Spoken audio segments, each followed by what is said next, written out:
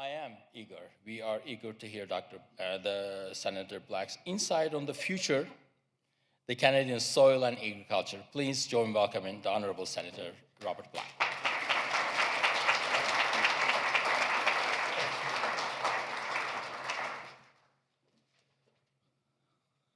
I wanted to start a timer just so I could prove Brent wrong, that it's, I'm going to do a stopwatch here. Here we go. Good. Well, thank you very much for that kind introduction, and now I'm a new doctor. I appreciate that. Good afternoon, everyone. It is a pleasure and a privilege to be here and join you this afternoon. Bonjour à tous. Je m'appelle Rob Black et c'est un plaisir et un privilège d'être ici. I want to acknowledge Ms. Bentley Mason, who I think is in the room. Hand up, way at the back. Thank you for joining us. I believe you're the daughter of Mr. Fred Bentley, Dr. Bentley. So thank you for joining us today.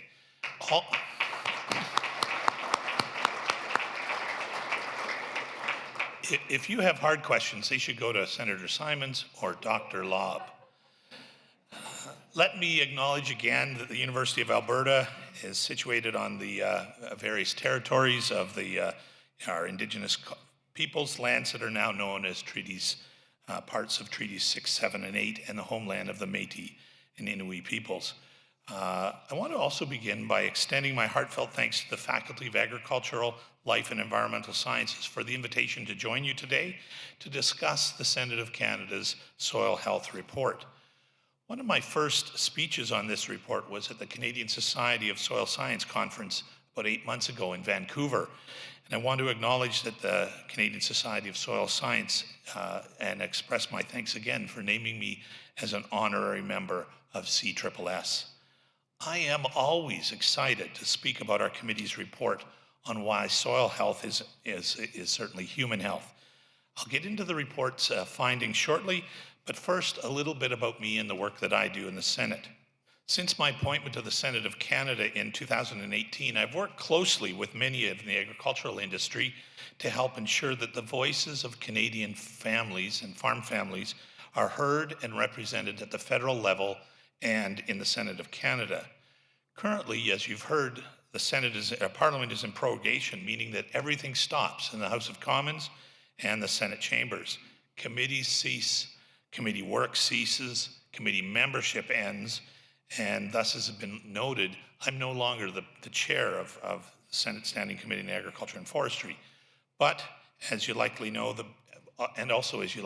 bills under consideration in both chambers die as a result of prorogation.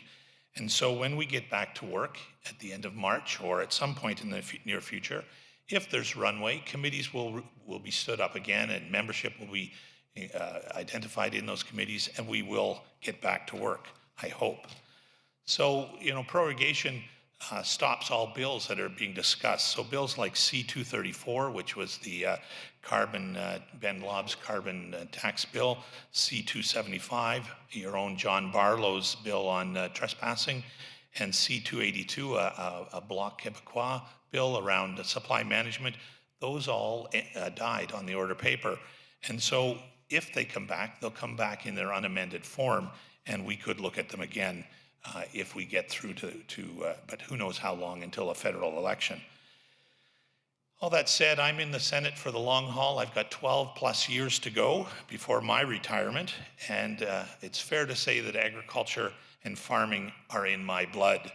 I come from a long line of Scottish folks who put down their roots in Fergus, Ontario back in 1834. Fergus is in Wellington County, which is an agricultural hub in southern Ontario. Wellington County is also home to the University of Guelph, which boasts a vibrant agricultural program that includes a soil health interpretive center. Guelph also happens to be my alma mater. Before I came to the Senate, I worked in the provincial government for 15 years as an extension agent, and then moved to the not-for-profit sector in the agriculture and rural sectors for 18 years, essentially the rest of my working career, before I was named to the Senate. I've also been involved in 4-H for over 50 years at some level, both as a leader and a member and a board member at both the provincial and national levels. I'm still passionate about 4-H, and I take any opportunity I can to tell folks that I'm in the Senate of Canada because of 4-H. I would not be here were it not for the 4-H program in Canada. I was appointed to the Senate of Canada to not only represent Ontario, but also represent our country's thriving agricultural sector. When the Prime Minister phoned me, he asked me to bring my agriculture, my rural community, and leadership development skills to the Senate, and so that's my role. Soon after my appointment, I set out to join the Senate Committee on Agriculture and Forestry.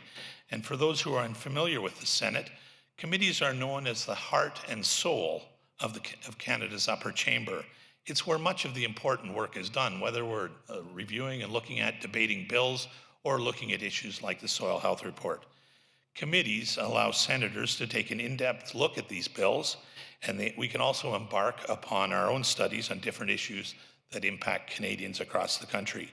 So through the Ag Committee, I've had the pleasure of touring farms and learning from witnesses on issues around climate change, carbon pricing, land use, or land prices, and value-added agriculture. I'm thrilled to be one of a number of advocates in the Senate chamber. I use my knowledge of farming, agriculture, and rural communities to champion the ag sector and rural communities wherever and whenever I can, because agriculture is the foundation of our society. When I joined the Senate Agriculture and Forestry Committee in 2018, I immediately started pushing for a study on soil health. The Senate had not dug into, pardon the pun, dug into Canadian soil since 1984, and we were long overdue for a new report.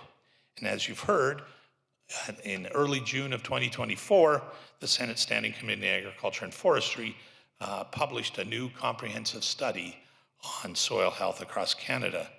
I want to acknowledge my deputy chair at this time. She's been acknowledged, Senator Paula Simons, Senator from Edmonton, who was a key player and supporter in this study from the get-go.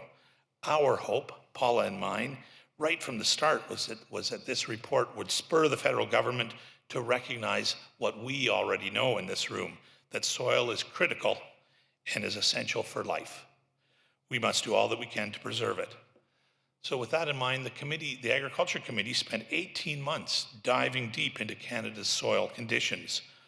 Obviously, it was written for the federal government, but I think and believe in my heart that it's a valuable tool for provincial territorial governments and municipal governments and all Canadians. And to that end, I've ensured that the report has gone to every Minister of Agriculture across the country and has been distributed far and wide.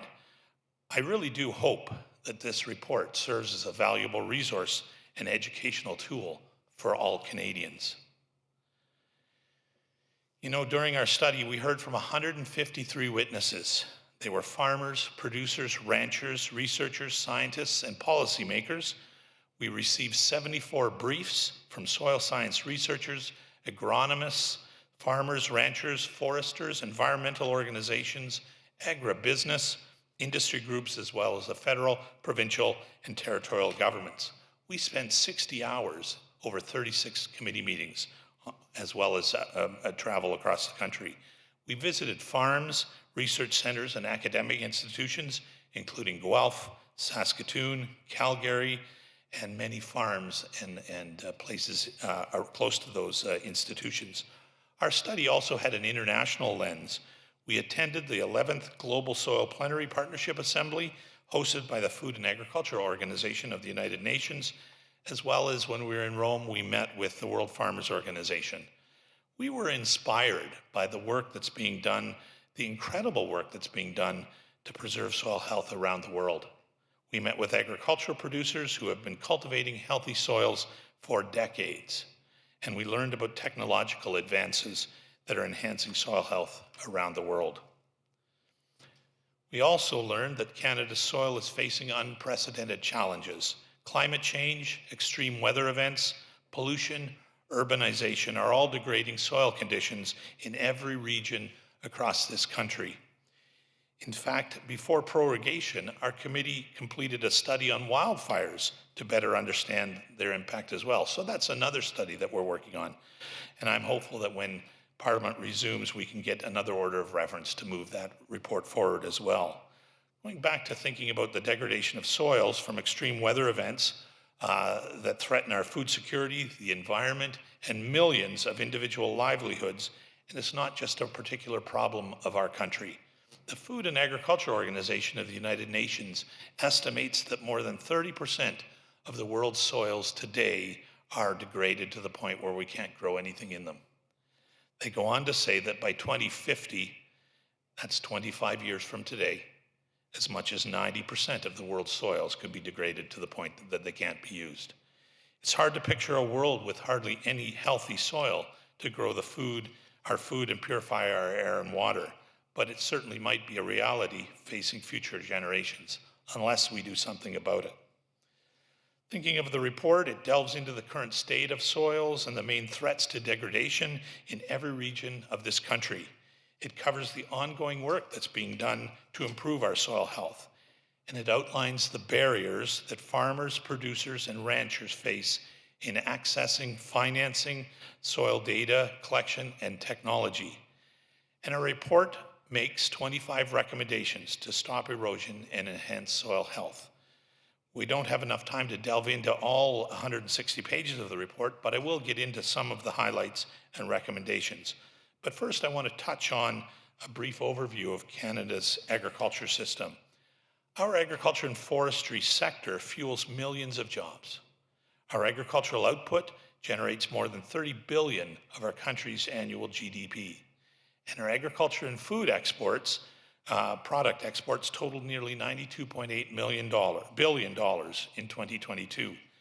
Canada is the world's 5th largest agriculture producer. And you know what? Soil is at the root of this success. However, only 6.2% of Canada's landmass is suitable for agricultural use. Canada also has international commitments that relate to soil, including the Intergovernmental Panel on Climate Change, the United Nations Framework Convention on Climate Change, and others that are listed there. Healthy soil management practices can also mitigate climate change and help Canada reach its net zero emission targets by 2030 and 2050. But we need all sectors, all stakeholders, and all levels of government to help us get there. In fact, we need all Canadians' help.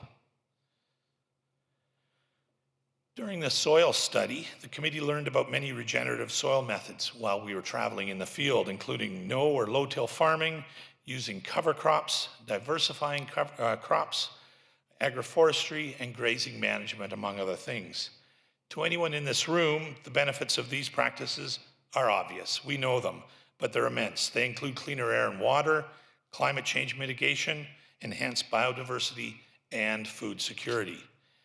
Healthy soil management practices also help farmers, producers, and ranchers improve crop yields. We know that, which increases profitability, and it's abundantly clear that soil health is a cross-cutting issue. You heard that yesterday, last night, yesterday afternoon. We've heard that regularly. Of note, we've heard a lot about 2 soil health management practices, grazing and agroforestry. Our committee learned that Canada's prairie grasslands play a huge role in carbon sequestration and reducing greenhouse gas emissions. In Saskatchewan alone, roughly 14.3 million acres of native grasslands store between 22 and 86 tons of carbon per acre. This largely offsets the province's agricultural emissions from cropping, livestock, and on-farm fuel combined.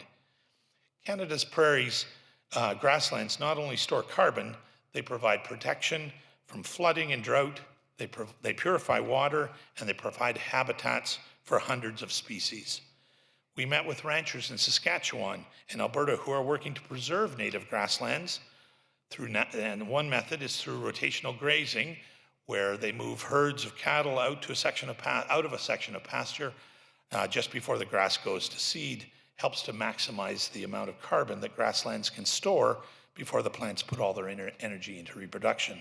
I'm speaking to the converted today, I know that. Through our meetings with ranchers, and our committee learned that protecting our native grasslands is crucial to the long-term health of Canada's soils. Our committee also heard about the potential for agroforestry, which has a positive long-term impact on soil health in Canada when it's properly planned and managed. And it is the committee, it's the Agriculture and Forestry Committee. So we were very, we put our minds to both agriculture and forestry through this report. Agroforestry practices can help farmers and ranchers increase their crop yields and reduce energy, fertilizer, heating, and snow removal costs. It also allows farmers and ranchers to develop specialty agricultural products such as honey, maple syrup products, medicinal herbs, mushrooms, nuts, and wild berries, while allowing farmers and producers to grow wood products for firewood and sawlog timber. These additional products certainly do allow for agricultural producers to earn additional income, which increases the wealth of our rural communities across this country. Simply put, farmers love trees. However, there are barriers to agroforestry practices that we heard about, such as a lack of crop insurance and a carbon market for growing trees, a lack of government funding and research, a lack of strategic framework or policy around agroforestry, and a lack of using Indigenous knowledge transfer for agroforestry practices. It also remains unclear which jurisdiction is responsible for agroforestry in this country on agricultural land. The report also looked at soil pollution and contamination, which is a far bigger problem than most Canadians realized, and we heard that in our testimony. Our committee learned that there are 20 million contaminated sites around the world, and an average of 1.2 contaminated sites per 100,000 people. Here in Canada, mining, oil, and gas industries pose significant soil health problems, and we are increasingly seeing pharmaceutical contaminants in our soils. While remediation technology is available, there's still a lack of awareness and data on where contaminated sites are located. Healthy soil can certainly help prevent the spread of pollutants and disease to plants, animals, and of course humans. But when overloaded with contaminants and pollutants, those harmful pathogens can spread throughout our environment. It was clear to the committee that we need more data and research on how pollution and contamination affect the environment and human health. Our committee learned that new technologies are critical in managing and improving soil health, and how farmers have integrated precision and smart ag tools into their farming practices. We learned about digital tools that can track fertilizer placement and soil sensors that can clean up contaminated sites, all things that you folks know about. We heard a lot about many other innovations that are now part of everyday farming life, including seed drills, satellite imagery, and moisture probes. For farmers, those tools have largely translated into profitability, largely because of improved soil health. But the committee also heard that precision ag technology is expensive, and that some of these innovation tools rely on strong Wi-Fi access, which is not always available in rural areas. Certainly in my own home area, just north of Fergus, the internet's forever dropping.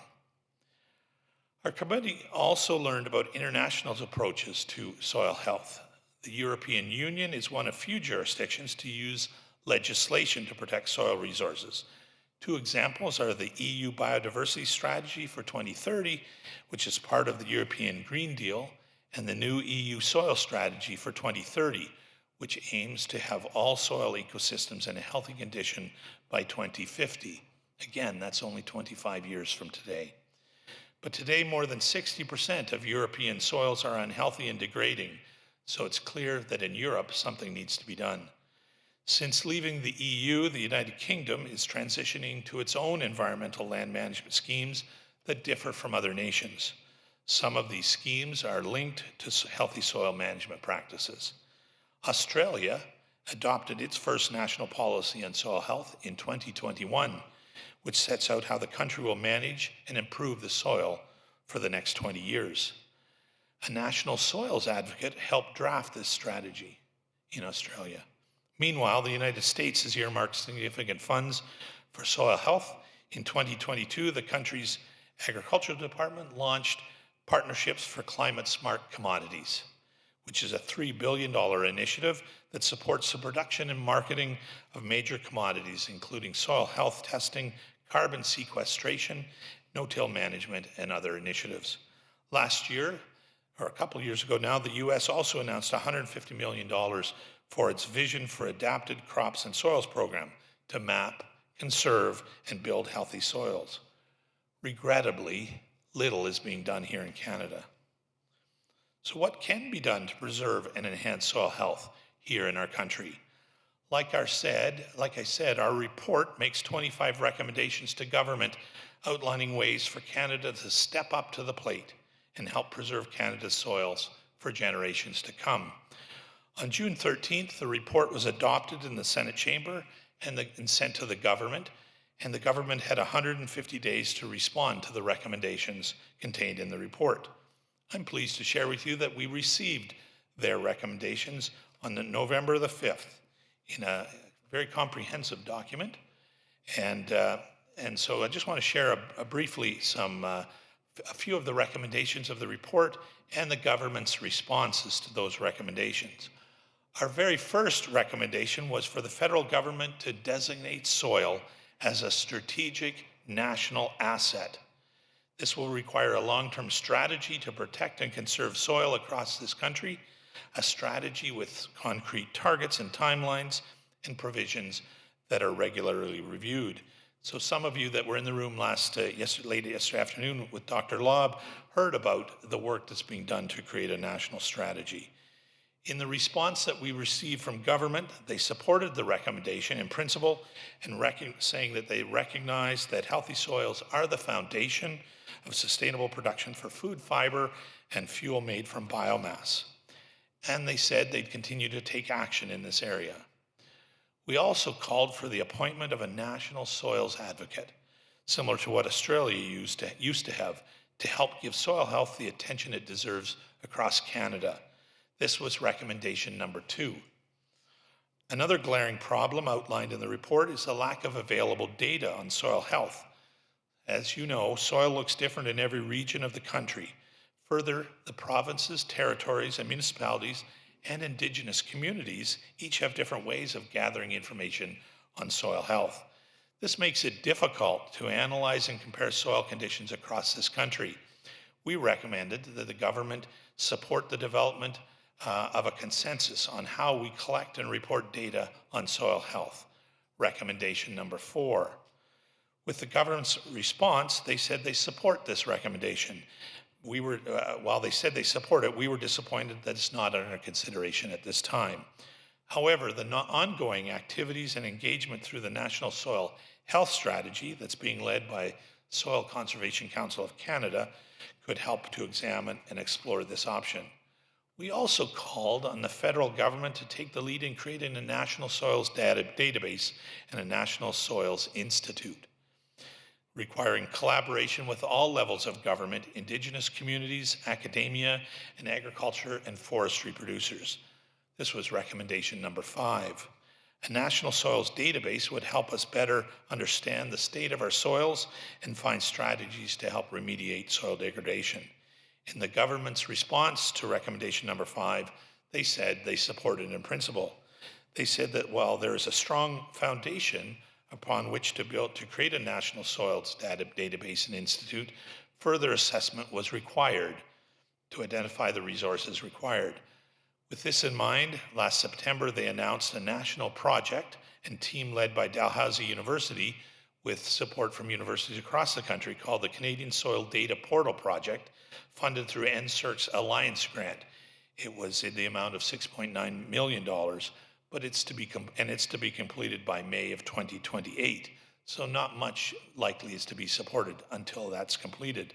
I call, though, the project and the funding received from the federal government an early win for this new soil health report, I hope.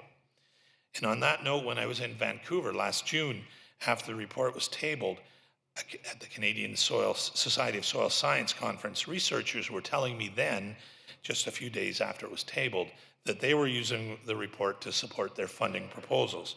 I think that's another win for this new report. The committee was also repeatedly told that there's a no one-size-fits-all approach to soil health management, and policymakers must consider regional differences in any soil health strategy and any development of policies, and that we need ways to incentivize producers to start practicing better soil health management, while also recognizing the early adopters, a term for those agriculture producers who have been pioneering healthy soil practices for decades. One potential way to motivate agriculture producers is through the development of a viable soil-based carbon market. In fact, ranchers in Saskatchewan and Alberta are already working on a carbon credit trading market to preserve natural grasslands. We also met with Alberta ranchers who are engaging with carbon markets in Texas. The committee heard that a carbon regulator could help buy and sell carbon certificates, while a market regulator would ensure Canada is on pace with other countries that are doing the same thing, such as the US. However, Canada's budding carbon market is currently unregulated. This was recommendation number 9. The government's response to the recommendation was that they support it in principle. Are you getting the trend? The response said that the recommendation covers both compliance and voluntary carbon markets, and that the government is involved in the creation and implementation of a federal compliance offset market, but does not oversee or control voluntary carbon markets, because carbon markets fall under provincial jurisdiction. So they said there was only so much they could do. Our committee in recommendation number 8 called on the federal government to work with the provinces and territories to create a restructured crop insurance program. In the government's response, they said they support the recommendation in principle. But how can we measure and put a value on carbon sequestration in soil? This starts with creating a national soils map and database, amongst other initiatives that have been talked about today and other times. There's also the Quebec model. Quebec uses a compliance declaration which allows agricultural producers to declare how long they've been engaging in sequestration practices. A federal version of this would allow early adopters to benefit from incentives as well. And we heard many times over that it is important to acknowledge and reward those early adopters, farmers, landowners, and producers who took a risk early on and who have been doing great stuff for years. Through our study, it became clear that peer-to-peer soil networks were important, and as was renewed, new, and ongoing funding for extension services focusing on soil health. In the government's response to these recommendations, you guessed it, they support them in principle. They said that in consultation with the folks that are working on a sustainable agriculture strategy, knowledge transfer and extension were identified as actions needed to be advanced to help the sustainability of Canada's ag sector. And that knowledge transfer and extension can ensure that producers have the knowledge and information they need to adopt practices and technologies on their farm. But they also noted that AAFC, Agriculture and Agri-Food Canada, regularly engages with provinces and territories through established working groups. So they were doing some of the work already, they said. The committee also heard that there's still little understanding or appreciation of soils and the agricultural industry in general amongst the general population in this country. Our committee heard that education is critical for changing perceptions about farming, producing, and ranching in Canada. We heard this education must start at the elementary and secondary schools. It must start when our children are young. Our committee learned about the many agricultural organizations that are already doing great work in the classroom across the country. For example, Agriculture in the Classroom Canada creates bilingual programs and resources for each of the 10 provinces, and many of these programs focus on soil health. The Canada Agriculture and Food Museum in Ottawa also offers different educational programs to elementary and secondary students. These programs, both in the museum and are available to be booked out, show students the important role that farmers, producers, and ranchers play in food production, as well as the importance of preserving and enhancing soil health. And those resources are available for students from kindergarten to grade 12. The committee believes more can be done, and so included recommendations 21 and 22 in the report to cover this issue. Our final recommendation asks the government to recognize the urgent need to protect and conserve soil. Last year marked the 40th anniversary since the Senate released its first report on soil health. It's called Soil at Risk, Canada's Eroding Future. This was the first report of its kind, and it's still in high demand today. It is the most requested Senate study ever in 157 years. But we also, yeah, isn't that good? But we don't have another 40 years to protect and conserve our soil. Thankfully, the government supported this final recommendation without in principle. They said that they've already begun efforts to improve and renew a focus on soil health, and that they are committed to continuing their commitments in this regard. Certainly, this recognition was a definite win for our report. So what can be done? I'm certainly speaking to the converted today, but together, you and I, Senate Ag Committee, others, need to get the message out that soil is vital for human health, and we must act now to preserve this valuable natural resource so that we can continue feeding Canada and the world well into the future. I will admit that I've quickly gone over some of the recommendations, but the government certainly did provide more detailed responses to the 25 recommendations. I've paraphrased them in interest of time. Overall, the government supported 9 of the recommendations. They supported, in principle, 13 of them, and they acknowledged 3 without dismissing them entirely. So 22 received overall support in some fashion. Again, I think that's pretty good. We think that's pretty good. With that, I'd encourage you to read the full response from government and the full committee report if you haven't seen it. And around, certainly at the registration table, you might have seen postcards with the QR code or bookmarks with the QR code. Both the report and the response are available on the Senate Agriculture Committee website, and so I'd encourage you to check them out. I also want to say thank you to those who put so much work into this updated soil report. The many witnesses, some of you are in the room, and those who submitted briefs for us to consider and review, those who reached out and provided suggestions for witnesses and tour opportunities, the Library of Parliament analysts, the committee clerk who put their heart and souls into the report that took over 18 months to complete, and of course, my colleagues on the Senate Agriculture and Forestry Committee. I also want to acknowledge and thank those early adopters who trailblazed soil health management practices across this country, and those who encouraged the committee early on to embark on an updated soil health study.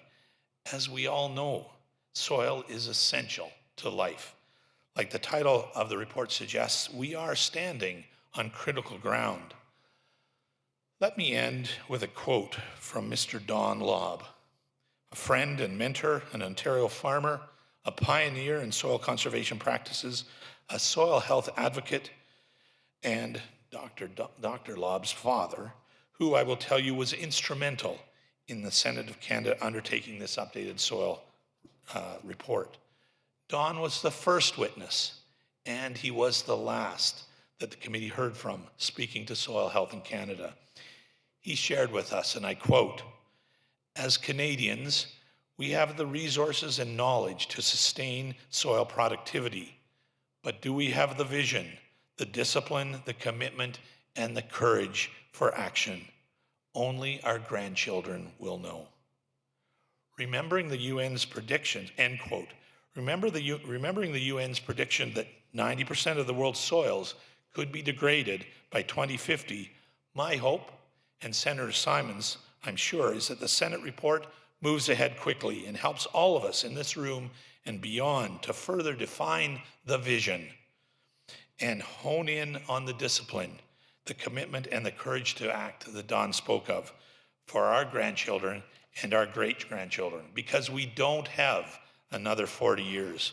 We've got 25 at most or less, and that should keep us up at nights. It does keep me up at nights. So with that, thanks very much for the opportunity, for your time, and I'd be pleased to answer questions. And Brent, it was 34 minutes and 44 seconds. Thank you.